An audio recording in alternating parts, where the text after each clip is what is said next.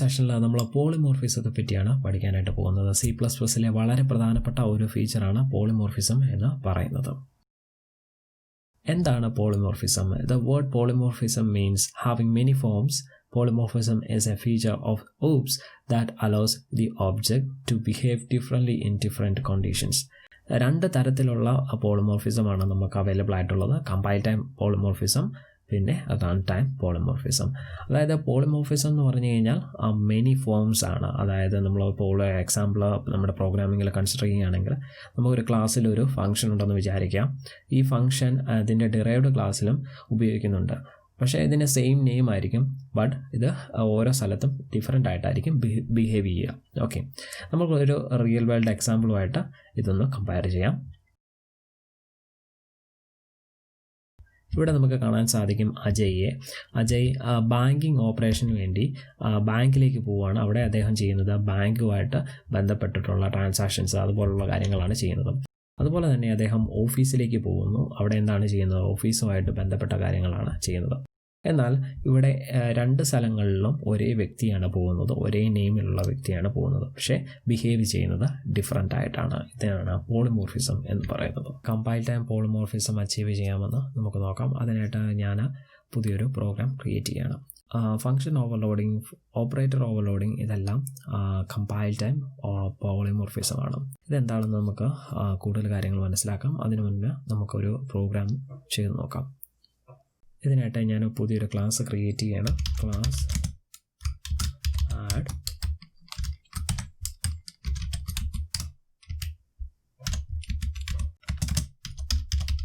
Public access specifier നൽകുന്നു.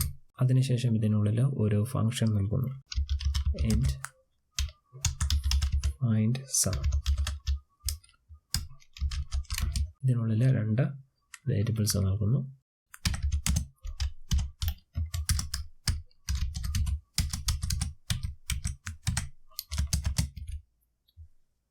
ഇതിനുള്ള എൻ്റെ സം കാൽക്കുലേറ്റ് ചെയ്യുന്നു.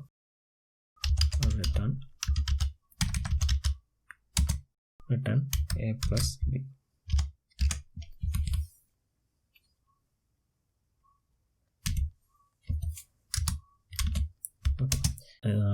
ഇവിടെ നമുക്ക് കാണാൻ സാധിക്കും ഫൈൻഡ് സം എന്ന് പറയുന്ന ഈ ഫംഗ്ഷൻ്റെ ജോബ് ഇതിൽ നൽകുന്ന രണ്ട് വാല്യൂസ് ഉണ്ട്. അതായത് എയും ബിയും രണ്ട് ഇൻറ്റീജർ ഉണ്ട്, അതിനെ സം ചെയ്യും.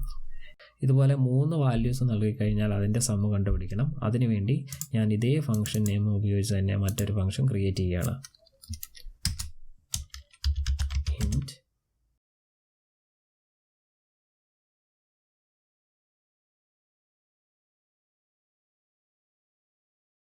Return c plus d plus e. എന്നിട്ട് ആഡിൽ ഞാനൊരു ഒബ്ജക്റ്റ് ക്രിയേറ്റ് ചെയ്യണം. Add obj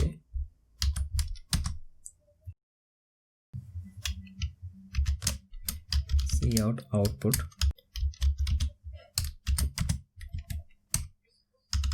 then obj dot find sum of ഇതിൽ രണ്ട് വാല്യൂസ് ആണ് നൽകുന്നത്, 10, 40. ഓക്കെ, c out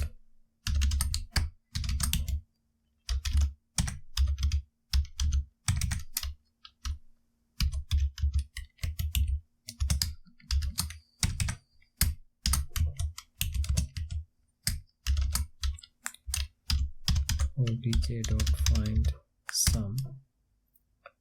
ഇതിൽ 3 വാല്യൂ ആണ് നൽകുന്നത്. ഓക്കെ, നമ്മുടെ പ്രോഗ്രാം കമ്പൈൽ ചെയ്യാം. നമുക്ക് ഇനി നമ്മുടെ പ്രോഗ്രാം ഒന്ന് റൺ ചെയ്യാം. അപ്പോഴേക്കും നമുക്ക് കാണാൻ സാധിക്കും ഔട്ട്പുട്ട് 50 എന്ന് വന്നിരിക്കുകയാണ്. അതുപോലെ തന്നെ നമുക്ക് ഇവിടെ 80 എന്ന് വന്നിരിക്കുകയാണ്. ഇവിടെ നമുക്ക് കാണാൻ സാധിക്കും obj.find sum 10, 40 എന്ന് കൊടുത്തപ്പോഴേക്കും ഇതിൻ്റെ കൺട്രോൾ നേരെ ഇങ്ങോട്ടായിരിക്കും വരിക. അതായത് ഇവിടെ ഫംഗ്ഷൻ ഓവർലോഡിംഗ് ആണ് നടക്കുന്നത്. അതായത് ഇതിൻ്റെ അകത്ത് നൽകിയിരിക്കുന്ന പാരാമീറ്ററിനെ കൗണ്ട് നോക്കിയിട്ടായിരിക്കും കമ്പൈലർ ഡിസൈഡ് ചെയ്യുക എങ്ങോട്ടാണ് ഇതിൻ്റെ കൺട്രോൾ വരിക എന്നുള്ളത്.